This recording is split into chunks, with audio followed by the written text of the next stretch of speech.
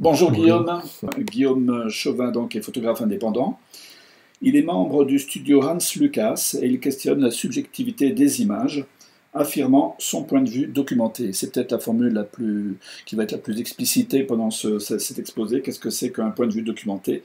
Il a publié dans la presse internationale. Il est enseignant, collègue donc également. Il publie, il édite. Voici pour dire les choses de la façon la plus brève. Je te passe la parole.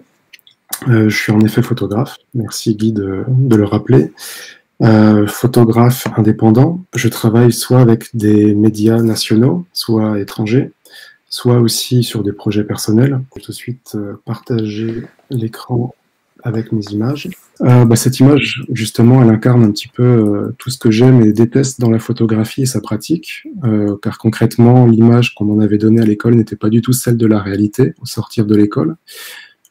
Quand j'ai été diplômé des Arts Déco il y a maintenant plus de 10 ans, je m'attendais à ce que le monde du travail soit plutôt, on va dire, pénétrable, du moins que j'arrive à avoir soit des commandes d'ordre graphique initialement, puisque j'étais diplômé de graphisme.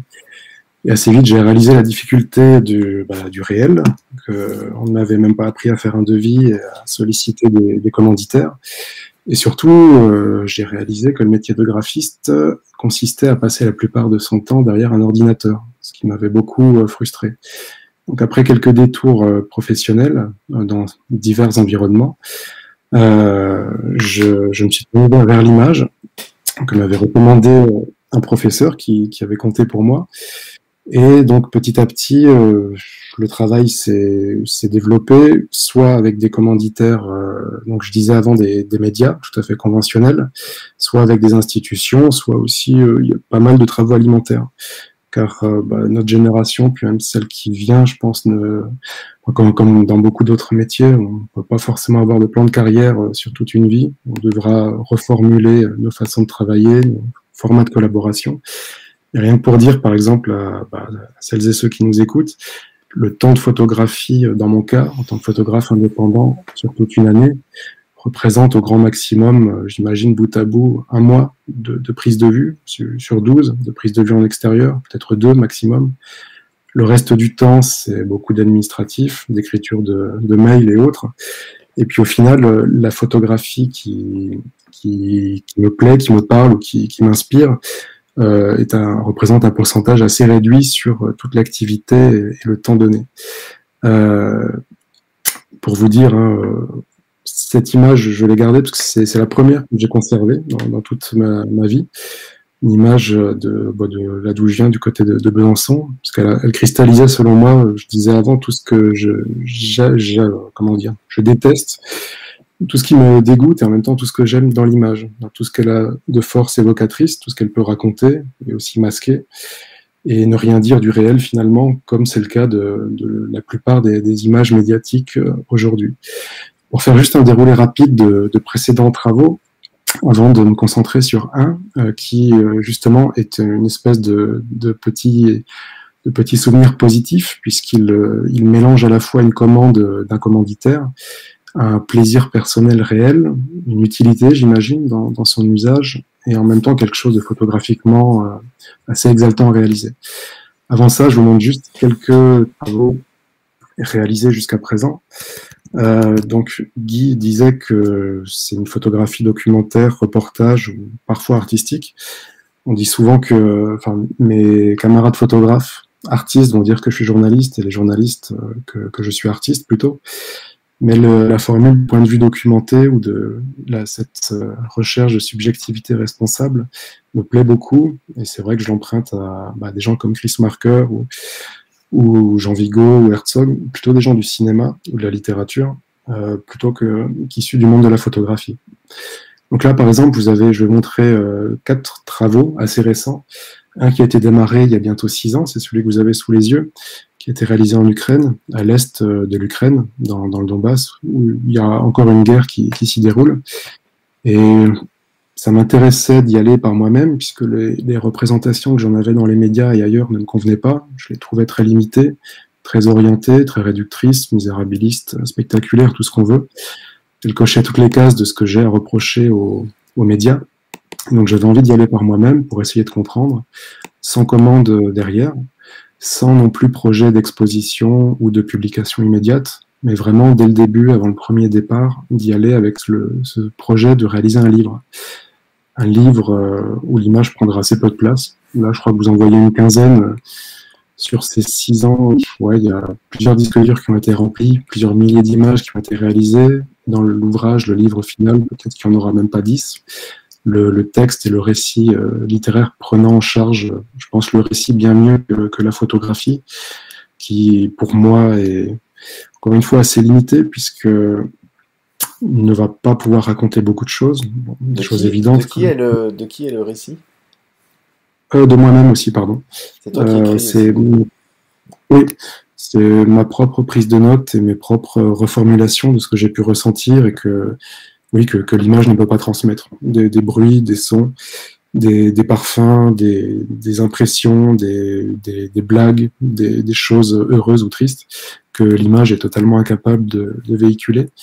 Le cinéma le fait mieux, la musique peut mieux le faire aussi, ou le récit littéraire. Dans mon cas, c'est ce que je préfère exploiter. Donc, vous avez sûrement remarqué dans ces images que souvent l'artifice photographique est volontairement laissé visible, que ce soit les lumières, que ce soit parfois même des morceaux de mon propre corps, parce que ça me plaît toujours de montrer à la fois le côté presque magique du réel, tout en gardant une touche réaliste aux images. D'avoir ce côté presque maladroit de laisser par mégarde un élément du décor, ce qui moi m'a toujours plu. J'adore tout ce qui est making-of. Quand il y a un film, je vais voir comment il a été tourné, et j'ai l'impression qu'il y a une plus grande honnêteté dans ces vraies fausses erreurs-là que dans la revendication d'une quelconque objectivité qui est pour moi contradictoire avec l'acte photographique. Je pense qu'il vaut mieux assumer encore une fois cette subjectivité responsable que de faire croire à une objectivité, et encore pire, à vouloir faire passer un message ou une moralisation et faire dire aux images et à la réalité ce qu'elles ne disaient pas quand le photographe n'était pas là, quoi. Donc bon, ça c'est une série. De toute façon, je pense qu'un lien vers ma page pro a été joint, et que justement, si vous voulez aller y faire un tour, n'hésitez pas.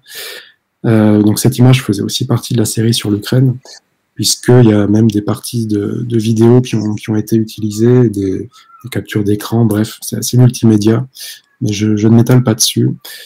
Dans le meilleur des cas, cet ouvrage paraîtra dans quelques mois, sous le nom de Guerre épaisse. C'est un calembour, comme le titre de cette présentation, que me pardonnent ceux qui sont contre les calembours. Ouais, il y en a plus qu'on le croit, mais bon.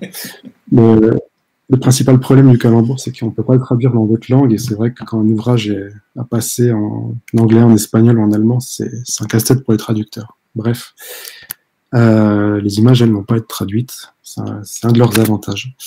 Il y a une question qui dit « Je trouve votre postulat photographique brillant et une vraie qualité visuelle. Je m'interroge sur ce qui vous a poussé à travailler sans parachute sur le territoire ukrainien. » Non, ça venait d'un manque, ça venait d'une frustration. Assez souvent, je pars du principe qu'il faut faire ce qu'on aurait envie de trouver en librairie ou au cinéma ou ailleurs et qu'on ne trouve pas. Donc il faut un petit peu prendre en charge soi-même ce manque-là. Et moi, c'était pour ça. Vraiment, je ne trouvais rien. Ce sujet me préoccupait plus que d'autres. Autant d'autres conflits m'intéressent assez peu. Et pour celui-ci, j'avais une réelle empathie, une réelle curiosité.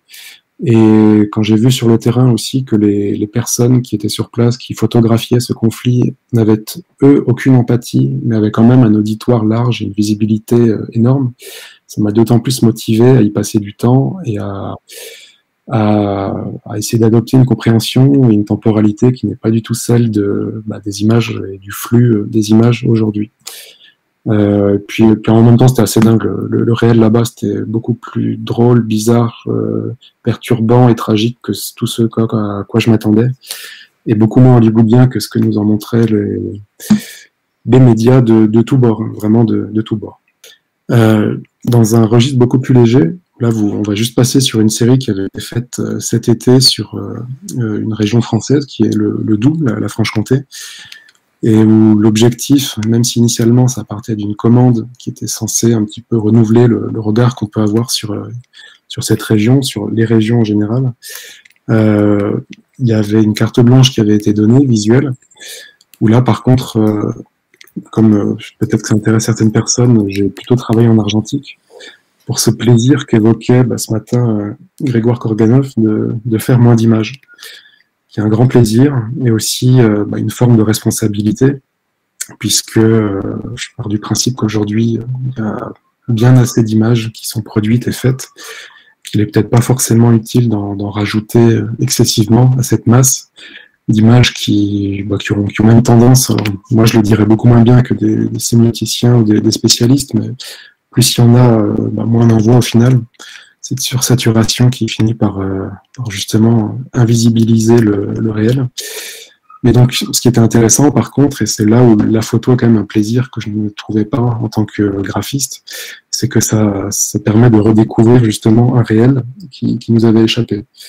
Ce prétexte-là, quand même, est vraiment propre à l'image, je pense, de pouvoir aller sur le terrain, de se confronter aux choses et d'ouvrir des portes ou de pousser des portes derrière lesquelles d'habitude on n'est pas légitime. Quand une fois un journaliste écrit, il peut tout faire avec un téléphone, ou presque tout. Le téléphone et Internet, une photographe doit se rendre sur le terrain, et quand on aime ça, c'est vrai qu'il y a quelques moments dans votre vie où vous vous dites, tiens, j'ai de la chance de faire ça. Il y a un Et commentaire, ça fait oublier. il y a un commentaire qui dit, pardon, je t'interromps puisque tu proposais qu'il y ait une interaction, qui dit texte et écriture, c'est difficile et la publication laborieuse, sinon quasi impossible. Les images sont belles. Je ne sais pas si ça t'inspire, puisque tu t'occupes aussi de la partie éditoriale et graphique, ou en tout cas graphique, typographique. Oui, j'ai gardé un goût pour ça de par ma formation. Après, c'est vrai que j'ai un grand plaisir à bosser avec certains amis graphistes sur la mise en page des livres ou des reportages. Mais c'est vrai que le texte, c'est toujours très dur à publier. Et j'ai la chance d'avoir un éditeur avec qui on s'entend très bien, qui est Alia, qui fait confiance. Mais sinon, c'est vrai que j'aurais tendance à répéter ce qu'on m'a dit lors de mon passage à la faculté de journalisme à Moscou, quand j'avais étudié là-bas. Le premier cours de l'année en photojournalisme, le professeur disait bonjour à tous, changez de métier, ne faites pas ce métier. Et ceux qui restent sauront à quoi s'exposer et sauront ce qu'ils vont traverser. J'ai aussi tendance à dire ça. Je déconseillerais à la plupart de faire cette activité, si c'est par des espoirs de rémunération ou autre. Si vous voulez bien gagner, il y a certaines niches en photo qui le permettent, mais la plupart non. On est de plus en plus nombreux, beaucoup travaillent de mieux en mieux visuellement. Ça ne veut pas dire qu'ils questionnent le fond, mais ils produisent des images de plus en plus belles. Ça ne veut pas dire de plus en plus bonnes. Du coup, il y a une concurrence assez dingue, et puis il y a beaucoup moins, je trouve, d'application ou de responsabilisation, de recherche éthique. Elle est souvent revendiquée, mais assez peu appliquée, et encore moins dans les coulisses.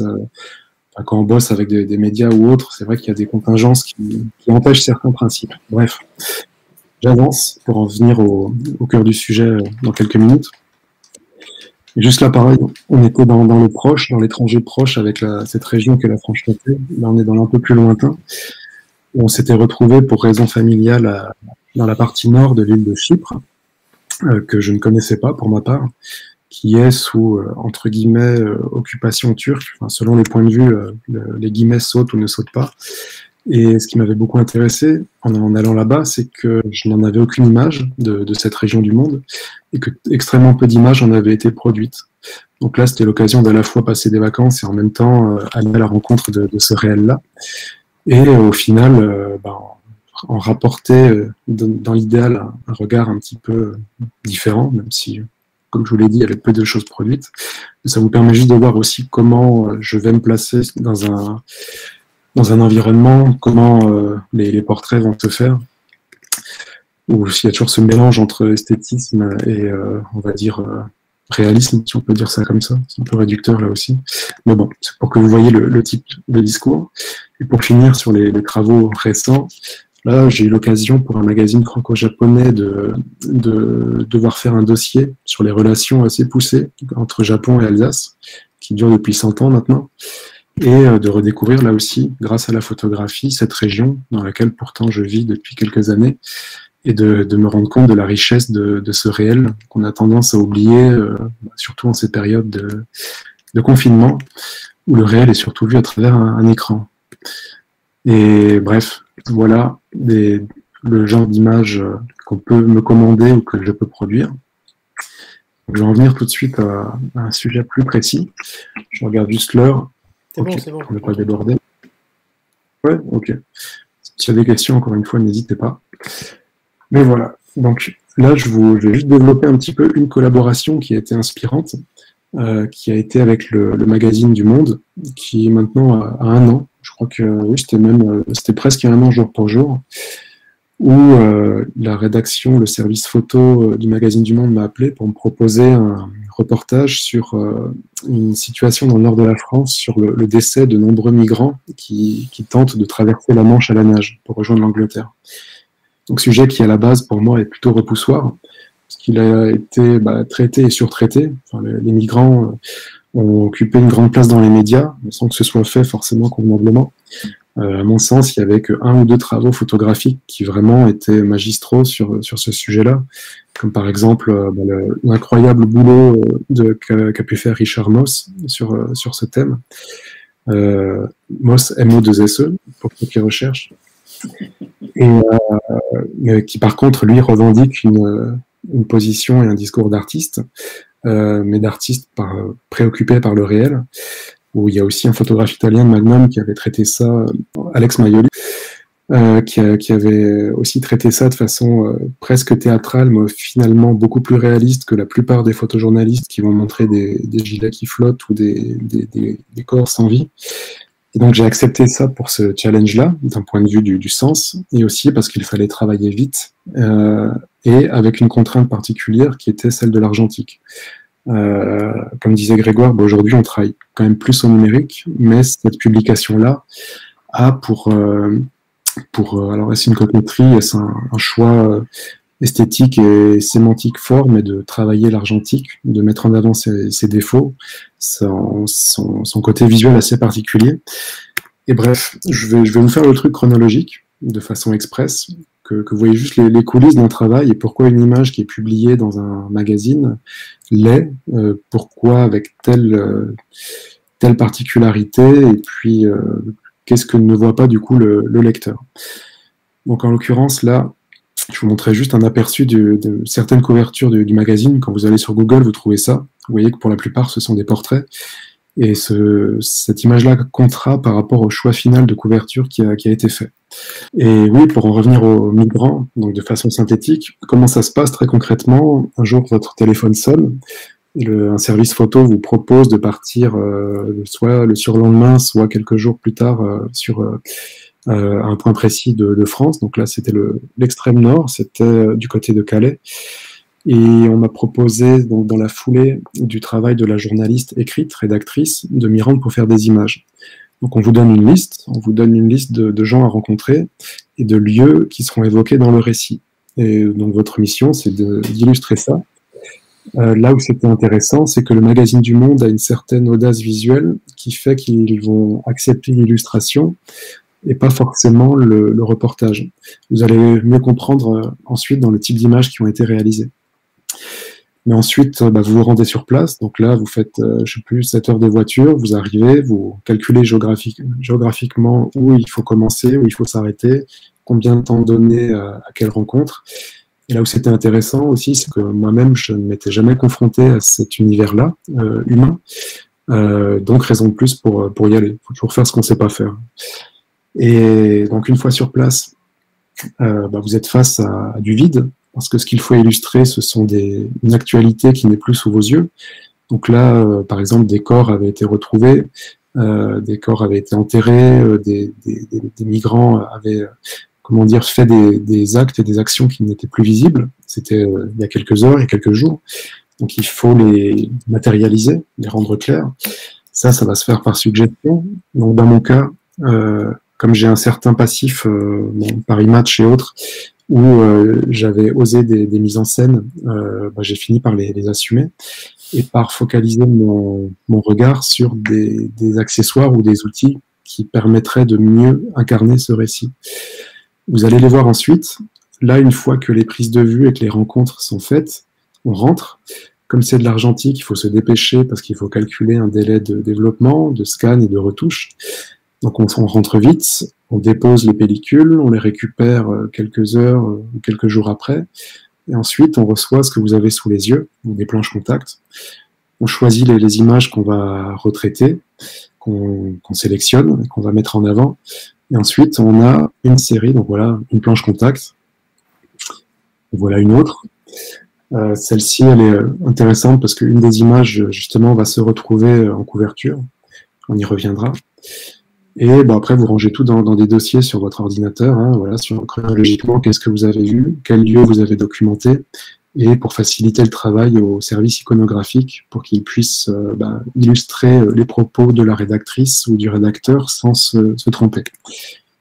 Je vous épargne tout ce qui est retouche. Moi, j'ai pas d'honte à retoucher. Enfin, comme beaucoup aujourd'hui, hein. Je considère qu'on le faisait déjà à l'époque de l'argentique, justement, en labo. Et que ce soit les recadrages, les nettetés, les couleurs, enfin, du moment que ça ne change pas fondamentalement le propos, moi, je suis pour toutes les magouilles possibles. Et ensuite, vous retrouvez, voilà, une série d'images. Donc, je vous les fais défiler. En les regardant, posez-vous la question, ça peut être intéressant, de quelle image, au final, va se retrouver mise en avant, utilisée ou au contraire pas utilisée, laquelle éventuellement ira en couverture. Et je vous laisse faire ce petit travail on va dire de projection. Donc voilà, il y a une vingtaine d'images à peu près là. Donc, qui ne sont pas faites par hasard. Encore une fois, à chaque fois, il faut qu'elles collent au récit du rédacteur. Là, la rédactrice avait travaillé, je n'avais pas vu son texte, je savais juste qui elle avait vu et qui elle ferait parler, mais ça marche rarement, voire jamais dans l'autre sens. Je pense que jamais on m'a envoyé un photographe ou une photographe sur place, et qu'ensuite on a demandé à la rédactrice ou au rédacteur d'y coller son texte. Mais si ça a été fait, je serais curieux d'être mis au courant. Donc voilà, je déroule. Et parfois, tu as plus qu'une intention, tu as le texte réel de l'article? Oui, ça arrive, c'est assez rare. Récemment, c'était le cas pour un portrait, là, pour la Croix. Vous avez déjà le texte. Et du coup, ça orientait le portrait à réaliser. Là, je viens d'avoir, juste avant de vous avoir, un coup de fil de l'Obs qui me demande une photo à réaliser demain, qui va se retrouver en couverture et qui va illustrer un sujet assez grave. Bon, ça concerne les crimes sexuels. Je ne peux pas encore dire dans quel univers, mais par exemple, là, il s'agit de faire un portrait d'une personne qui est d'accord pour être photographiée, mais qui veut rester anonyme. Et moi, ce genre de contraintes et d'obstacles me motive. Enfin, je trouve ça assez stimulant de réfléchir, à se dire, tiens, on a toute cette liste de contraintes. Quelle formule on va trouver pour arriver à faire image, à faire en sorte qu'on arrive à la fois à coller un propos, à se faire plaisir aussi, à être fier éventuellement, et à aussi aller dans le sens de la personne photographiée, parce que, je sais pas, il y a un rapport de confiance et de respect qui lui a tendance à se perdre aujourd'hui, mais qui je pense, faut toujours garder bien en vue, quoi. Donc là, j'arrive, je crois, à la fin. Là, vous voyez juste la sélection, hein. Je pense qu'en tout, ça représentait 2 jours de travail, de prise de vue réelle, sans compter les déplacements. Et vous revenez, vous avez, je crois, environ une centaine de photos. Vous en livrez une cinquantaine à la rédaction, et ensuite, ils vont peut-être en garder 5 ou 6. Et là, je fais juste un petit détour, j'en profite, pour vous dire que quand vous photographiez, alors là, que c'est propre aux photojournalistes, mais je pense que les artistes peuvent aussi avoir ça dans un coin de leur tête, c'est on nous demande souvent des variantes, horizontales, verticales, tourner autour du sujet, changer les points de vue. Et c'est toujours intéressant de voir ça, quand vous verrez quelle image a été gardée au final, de voir qu'est-ce qui a été proposé et qu'est-ce qui est passé à la trappe, ou pas. Hop. Et donc là, bon, je vais vous montrer quelques variantes. Et pour finir, je vais répondre à la question. Et quelle image a été retenue alors? Voilà. Alors là, vous allez voir le PDF qu'on m'envoie avant publication. Donc ça, c'est le sujet mis en page pour vérifier que les légendes sont justes et qu'il n'y a pas d'erreur ou d'inversion, que l'orthographe est correcte. Donc là, vous voyez la maquette.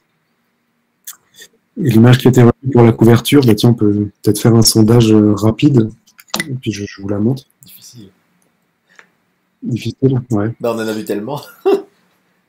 Ah mince. Tu le sais, toi? Bah, Guy sait beaucoup de choses, beaucoup trop de choses. Merci. Mais on avait fait des pronostics avant, Guillaume et moi, sur l'image qui s'est publiée. Hein, tu te souviens? Oui, et tu avais perdu. J'attends la bouteille. Non, je ne sais plus ce qu'on avait dit. Mais, non, on avait bien pointé. Ouais. Voilà.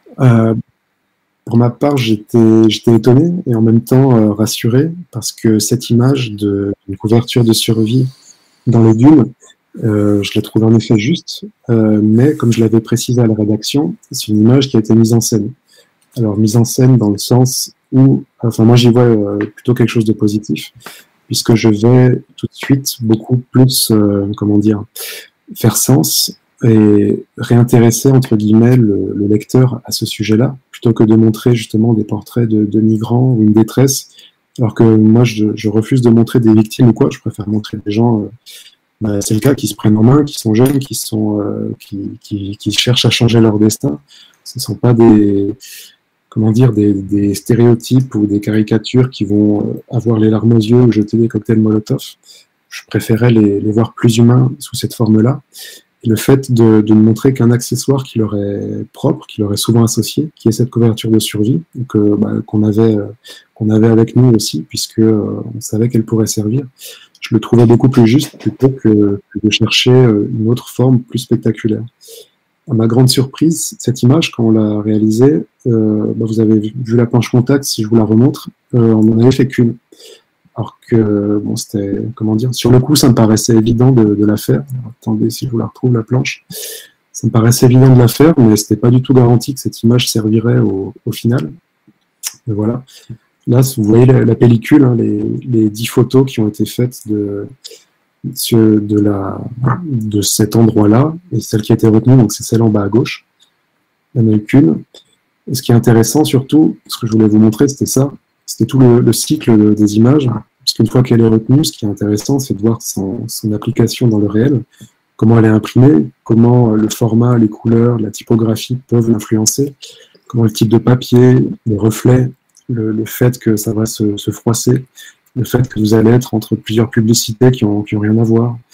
Et tout ça, c'est des choses à garder en tête avant même de déclencher et de faire une prise de vue.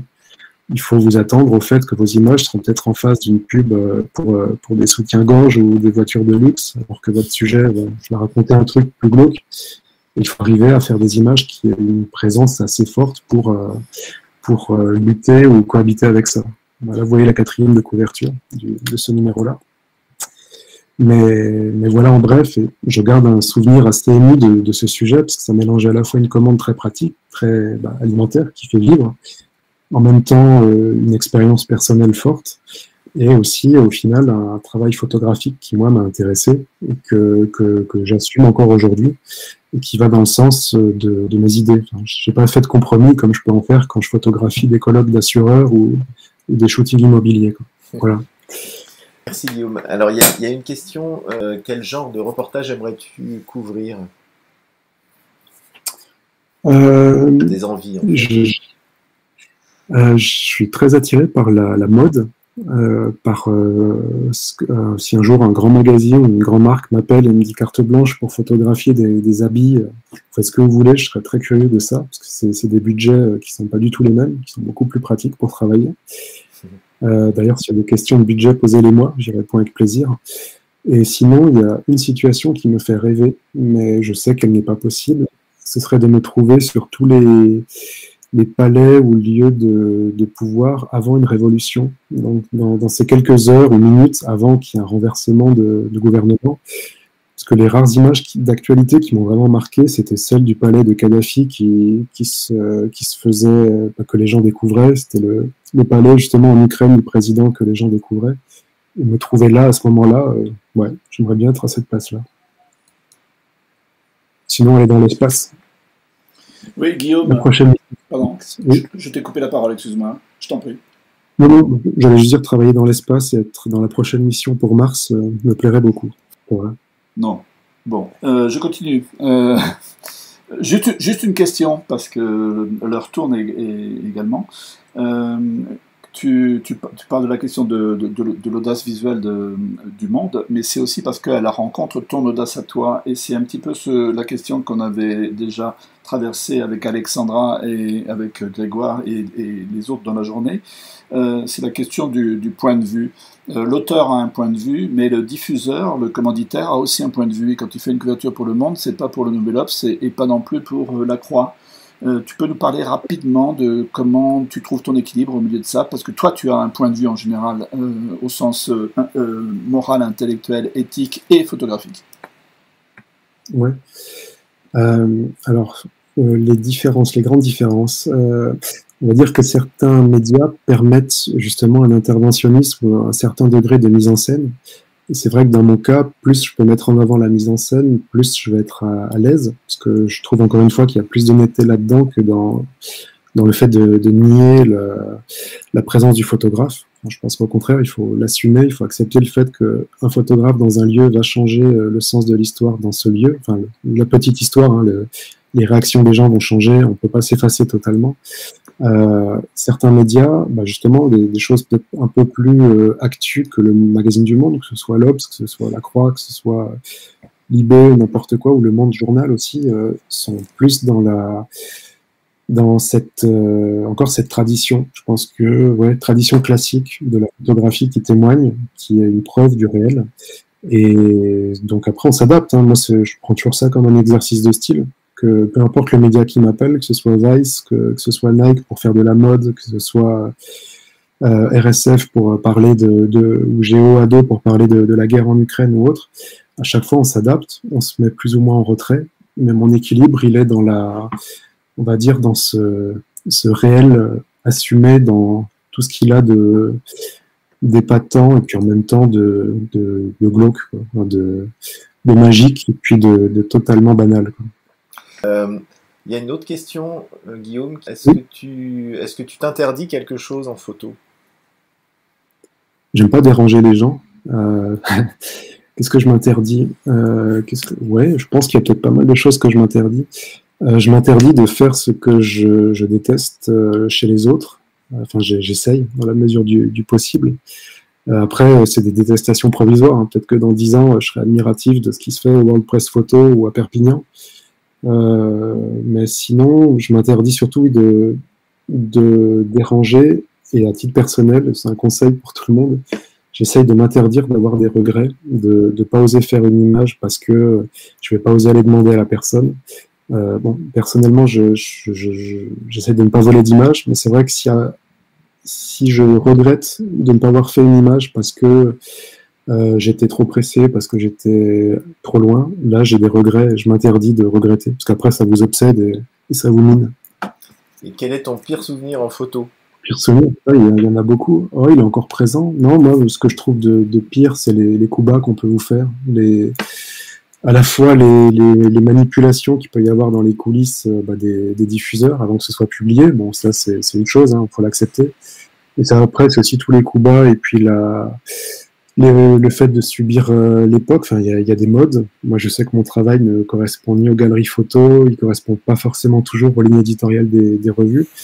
Donc le fait d'être hors de certaines cases me fait du mal, me fait souffrir. La photo peut faire souffrir et faire souffrir. Et mes pires souvenirs, c'est plutôt ça. C'est tout ce qu'il y a de souffrance parallèlement aux quelques belles découvertes et beaux souvenirs qu'il peut y avoir dans cette activité, qui reste merveilleuse. Ça tombe bien parce que Alex demande l'inverse, un bon souvenir récent dans la photo. Bon souvenir récent. Un bon souvenir récent dans la photo. Récent, je réfléchis. Non, c'est plutôt, ça paraît un peu con comme ça, mais c'est vraiment le fait d'aller dans des milieux que vous connaissez pas du tout. Quand un magazine ou un client, je sais pas, quand Alstom vous appelle pour photographier ses ateliers, ça a l'air un peu naze comme ça, mais quand on y est, c'est vraiment génial de voir comment fonctionne le monde pour de vrai et de voir les choses soi-même plutôt que par le filtre de quelqu'un d'autre. Ça, c'est un bon souvenir permanent. Et une autre question, d'un journal à l'autre, comment vous positionnez-vous par rapport au contenu des articles que vous illustrez et leur orientation politique? C'était la question du point de vue. Orientation politique. C'est le j'ai fait encore d'être en accord avec l'orientation. Ouais, j'ai pas trop eu ce cas de figure. Enfin, j'ai encore jamais été contacté par des médias d'extrême droite ou d'extrême gauche. Non, mais sans aller Je sais que j'étais. jusque-là, sans aller jusque-là, mais je sais pas, un article qui ne serait pas en phase avec ta vision ou ta... Ah oui. Ah, bah, par exemple, pour l'IB, je n'accepte les rares fois où j'ai bossé avec eux. Maintenant, s'ils m'appellent, ce sera que pour du portrait. Je refuse de bosser avec eux pour du reportage maintenant. Mauvaise expérience. Le Monde, je l'ai eu au début, la mauvaise expérience, mais après, ça a changé. Enfin, tout dépend des personnes à qui vous avez affaire. Voilà, sinon, je réfléchis. Non, faut être curieux de tout. Après, c'est vrai que si vous voyez que votre image, elle se retrouve sur des affiches qui appellent à l'extermination d'un type de personne, ouais, c'est gênant, quoi. Mais non, non, je vous dis, je bosse aussi bien avec Commando Magazine ou le ministère de la Défense que pour Reporters sans frontières et Greenpeace. Du moment que ma production à moi reste cohérente, ça va. Bah, pour finir, peut-être, exemple intéressant, on verra ce que ça donne, hein, mais là, par exemple, je dois faire cette couverture pour l'Obs sur les, bon, je vous le dis, crimes sexuels dans les milieux religieux. J'ai des bons contacts avec justement des prêtres, mais il faut que j'arrive à trouver un équilibre pour que ce que je vais produire ne me casse pas mes rapports avec eux, par exemple. Donc être juste par rapport au sujet qui est grave et en même temps ne pas se compromettre ou briser des liens affectifs avec certaines personnes. Oui. C'est intéressant. Oui, tu as d'ailleurs une expression quand tu parles d'autorité, hein, c'est pas seulement l'autorité, mais c'est l'autorité aussi, c'est-à-dire que tu es à la fois quelqu'un qui est responsable et quelqu'un qui a une chose à dire, c'est-à-dire à donner à voir, à fabriquer, à faire exister. C'est toi et c'est ton regard qu'on attend également, cette question de l'autorité. Voilà. Merci Guillaume, c'était vraiment passionnant.